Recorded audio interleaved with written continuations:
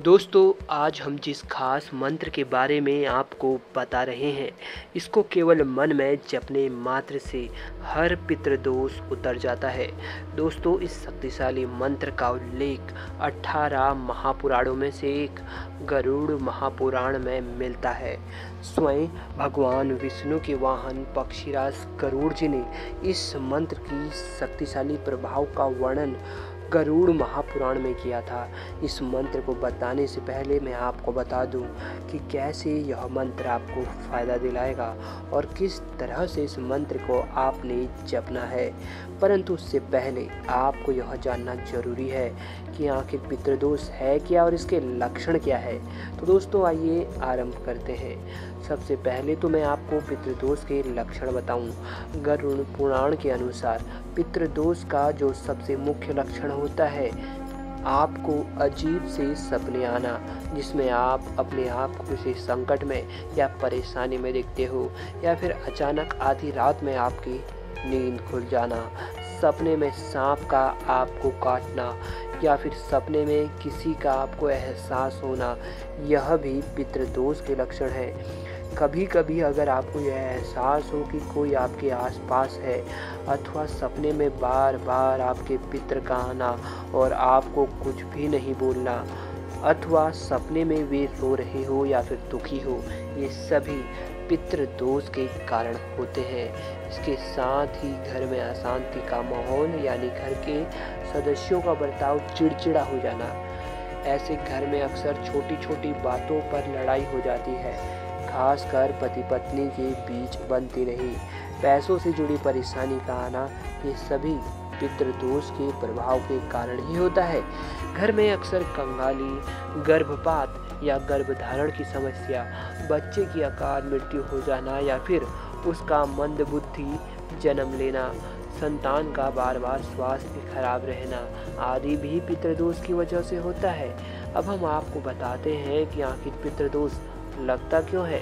गरुड़ पुराण के अनुसार पितृदोष के कई कारण होते हैं, परंतु जो सबसे मुख्य कारण है उनमें जैसे अगर आपके माँ बाप अथवा दादा की कोई इच्छा थी, इसके बारे में कई बार उन्होंने आपको बताया भी था, पर आपको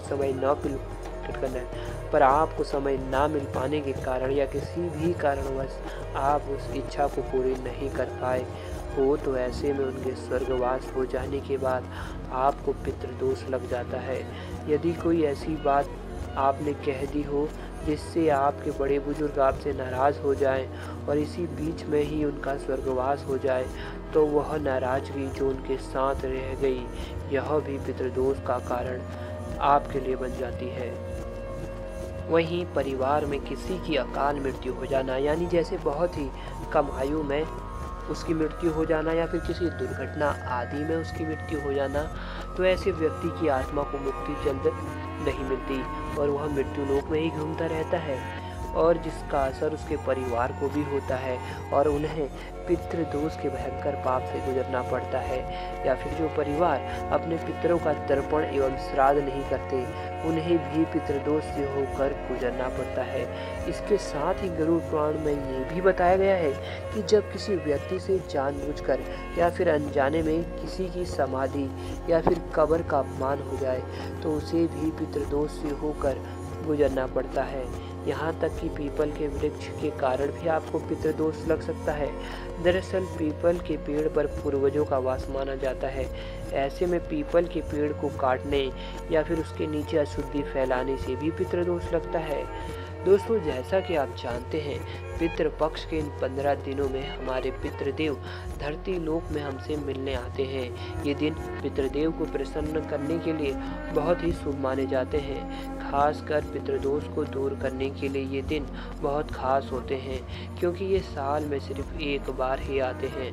अगर इन पितृपक्ष के दिनों में हम अपने पितरों को प्रसन्न ना करें, तो पूरे साल हम पर पितृदोष का प्रकोप लगा रहता है और इसी कारण पूरे साल हमें अनेक संकटों एवं विपदाओं का सामना करना पड़ता है, जैसे कि कोई बीमारी, ग्रह क्लेश, दुर्घटना इत्यादि। दोस्तों, आज हम आपको पितृदेव से संबंधित एक ऐसा मंत्र बताने जा रहे हैं जो आप पितृपक्ष के किसी भी दिन जप ले तो भयंकर से भयंकर पितृदोष भी समाप्त हो जाएंगे। या फिर किसी भी प्रकार का पितृदोष लगा हो और आप पर परेशानी बनी जा रही है, तो दोस्तों इस मंत्र के जाप से वह सभी परेशानी दूर होंगी। आपको इस उपाय के लिए एक पीपल का पेड़ चुनना होगा। ऐसा माना जाता है रात पक्ष में जब पितृदेव धरती पर आते हैं तो विश्राम के लिए वो पीपल के पेड़ को ही चुनते हैं।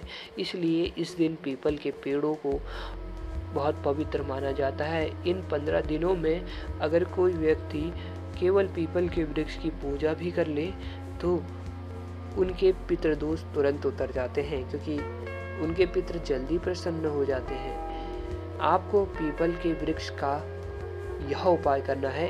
आपको बस एक लोटा जल लेना है, उसमें थोड़े से काले तिल आप मिला लें। अब किसी भी सुबह इन पितृपक्षों के 15 दिनों में आप किसी भी सुबह पीपल के वृक्ष की परिक्रमा करने चले जाएं। 7 बार परिक्रमा करते हुए आपको इस खास मंत्र का जाप करना है। मंत्र है दोस्तों, ओम श्री पितृदेवाय नमः, और 7 बार पीपल के पेड़ के चक्कर काटने हैं और 7 बार इस मंत्र का जाप भी करना है।